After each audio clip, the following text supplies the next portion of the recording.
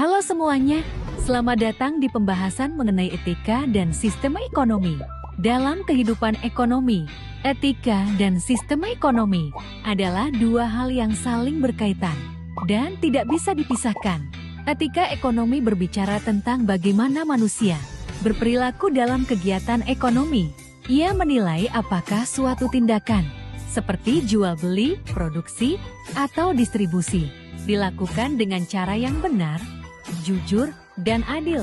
Etika membantu menjaga agar kegiatan ekonomi tidak hanya berorientasi pada keuntungan, tapi juga memperhatikan nilai-nilai kemanusiaan.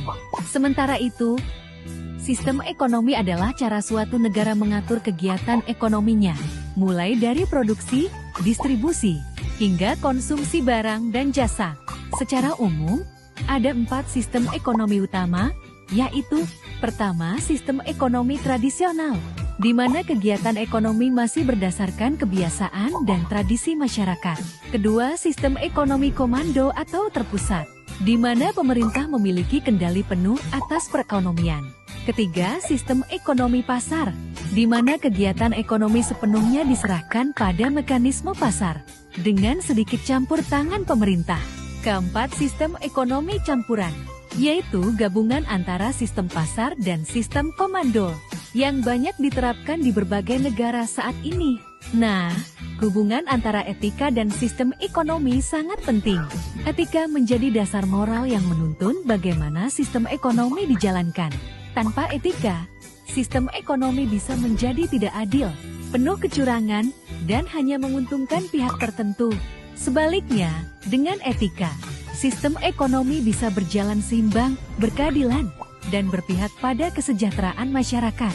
Sebagai contoh, dalam sistem ekonomi pasar, etika sangat dibutuhkan untuk menghindari praktik curang seperti monopoli atau eksploitasi tenaga kerja. Sedangkan dalam sistem ekonomi campuran, etika membantu pemerintah menyeimbangkan antara kepentingan publik dan keuntungan individu.